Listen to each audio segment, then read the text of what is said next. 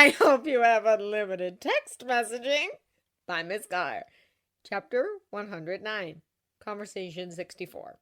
Let's get honest. Tony. Greetings from the District of Insanity, where the only thing that I'm looking forward to is getting a honey butter chicken sandwich from my favorite food truck. Me. I can see why you call it that. The city is insane. The best thing about the place was meeting the counselor. Tony, which you need desperately. You need friends and people that keep you grounded to the present. It helps that he's trained to deal with PTSD. Me. That is true. Tony. Unfortunately, Senator Hateful is making this place worse by the moment, which I didn't even think was possible. Thank Thor, most of her colleagues still think her proposals are too extreme. Me. That's good. Tony. Although that's mostly because the biggest superhero fuck-up was caused by me with not 1 ounce of superpowers. So I guess I should be proud that my stupidity is keeping people with powers from having their civil rights stripped away, in the US at least. Me. For the moment, it's getting bad in some of the places I've been in lately. Tony, which probably means that you've been in Eastern Europe recently. I've heard rumors of possible inhuman internment camps. That's a mess I would like to avoid, so I have more lobbying in my future. Me. I think you're really good at convincing people to do what you want, so I think you'll be okay.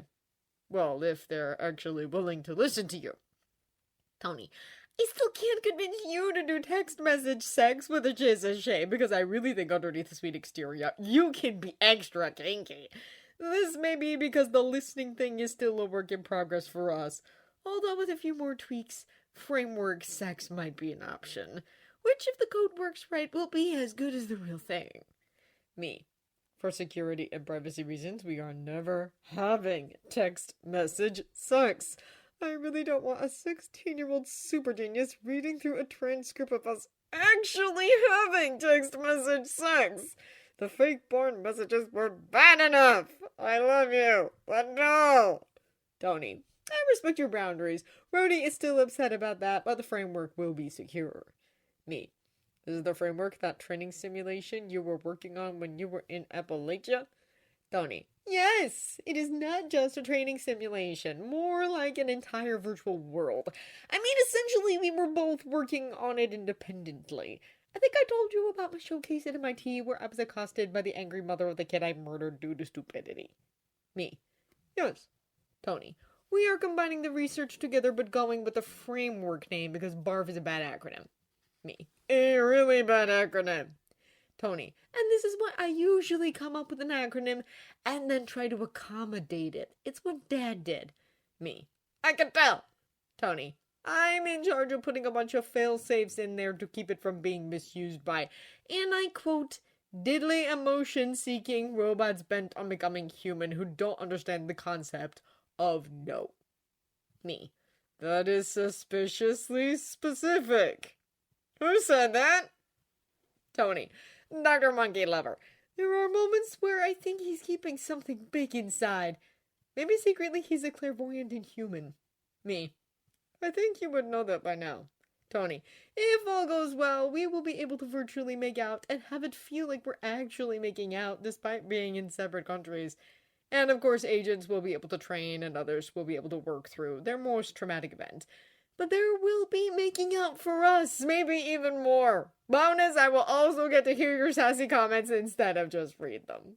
Tony. I miss the sound of your voice so much that I'm almost considering designing a screen reading program that uses your voice to read me these text messages. Me. I miss listening to you too. Tony. So how have your days been? Still fighting bad guys with Red and the counselor in somewhere that may or may not be Eastern Europe? Seriously, why are you relocating to Europe now that winter is coming? Me. To avoid 100-degree heat. I am good. It is just me and the counselor now. I'm sure that you're aware that Red... Me. You know what? I don't know if I should explain in case you don't know. Tony. Or bored teenagers in the basement are hacking onto this feed.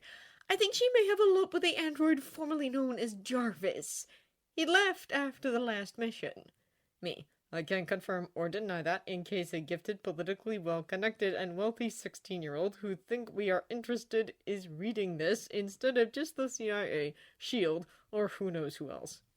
Tony, I'm confirming because I am not afraid of your imaginary 16-year-old voyeur super genius. Vision said he'll be back if aliens fall from the sky again, or whatever.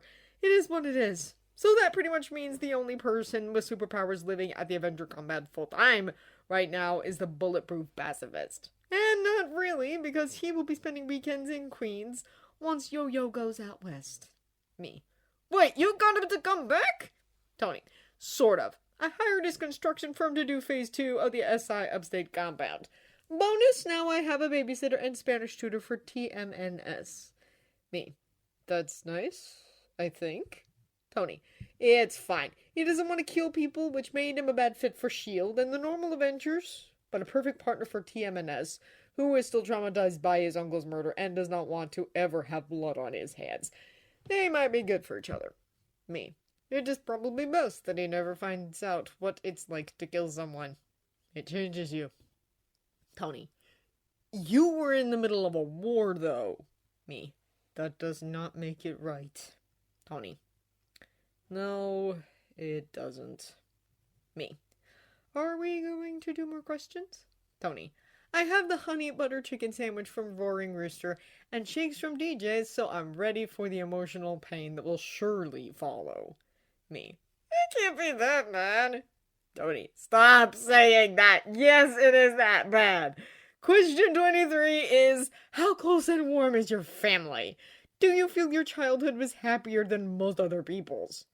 And 24 is, how do you feel about your relationship with your mother? Tony. If I wasn't in the middle of 12-stepping, I would need like at least 3 bottles of Jack to answer that question. And thank God they said mom and not dad, because there isn't enough liquor in the DC Metro for me to answer that question to a reporter. I'm barely to that point with you, and I still would like a candy bar, or 6. Me. You don't need to answer the question for me, because I already know that your relationship with Howard was bad. Just like my relationship with my dad. Actually, it's worse, because even though Howard was awful to you, at least he was there. Me. He did care enough about you to send you to boarding school to keep you safe from all the people trying to kill you. My dad actually left before I was old enough to discover that he was an abusive asshole and an alcoholic. Tony. Total asshole. Yep, good thing they went with moms. Me. However, we're not up to those questions yet. What if we typed out our real answers to the questions and emailed them to each other? Tony. I'll think about that, and you're right. We are on question 17, which is, what is your most treasured memory? Me. My mom telling me that she loves me for the last time before she died. Tony. Now I'm sad you can't get drunk. I don't have that type of memory. I wish I did. Actually, the last time I talked to Mom would probably be one of the top 3 contenders for question 18, which is the exact opposite of question 17. Tony. Other contenders for worst memory would be when Anna died, when I was told about my parents dying, when I watched Jarvis slowly die of cancer, when Yinsen died, and of course watching my parents die on close circuit. Okay, I have more than a top 3, which is probably why I'm having trouble coming up with my happy memory. I have issues. Me. My bad memory is watching my James die, or when I thought he died. It's tied with watching your face when you saw the video. I'm so sorry about what happened that day. Maybe everything that happened that day should be the bad memory. Tony. I agree since it had so many bad memories together. Okay, I think I have my happy memory. Me. Which is? Tony. First time I kissed you. Bonus points for that being something I'm willing to mention publicly. Me. That's one of my happy memories too. Tony. Okay, we are just going to hold on to that memory as we try to get through the rest of this list, or this section, because we are so not going past question 24 tonight. Me. If it's going to be that bad, we should really do the email thing. Tony. Let's see where we are. Okay, the next question tells me that Jane Barney is a fucking sadomasochist. Me. I would say that it can't be that bad, but you keep proving me wrong. Friday. The question is 19. If you knew that in 1 year you would die suddenly, would you change anything about the way you are now living? Why? Friday. I have taken the liberty of resending the remaining questions to your email account. Please review. Me. What did you do to Jane that requested her wanting you to answer that question in the New York Times? Tony. So many things. I'm surprised she hasn't quit yet. Her job has been extra stressful lately because of me. Tony. Let's see, during the last 8 months, I have re-come out as gay, or rather as bisexual, even though the press keeps erasing that, with a blonde god of a boyfriend who looks a lot like an international fugitive in South Africa at a conference. In addition, said boyfriend is more than a decade younger than me, if we go by the birth dates on the press release. Tony. There was also the fiasco with me in a fight with other superheroes in Germany due to our stellar communication skills. I don't think she slept for at least 3 days because of that mess. Jane is also not happy that I refused to throw Benji to the wolves, for the sake of the bottom line. Tony. Finally, Jane is also furious at me for waiting so long to go public with the breakup with Pepper. Also, yesterday I may have got into a pissing contest with the senator on Twitter. Me. Really? Tony. Actually, it wasn't me. It was Yo-Yo with my account, my Tony Stark account, so it might as well be me. Besides, I can get away with that. Yo-Yo can't. Although Anthony C. has been very active against Senator Hateful, that account has like 10,000 new followers in the last 2 days, mostly because Chris Evans keeps retweeting him along with Mark Ruffalo. He's leading the charge against superhero registration. Tony. Oh, good news, the studio is going with my suggestion of him playing Bruce instead of the guy from Fight Club that looks nothing like Bruce. But whatever. Me. I don't think I've seen that movie. Tony. That's probably best. Me. You really don't want to answer this question. You're deflecting. Tony. Of course I don't! Mostly because of that time I thought I only had 6 months to live. Me. So how did you act differently when you found out about the palladium poisoning?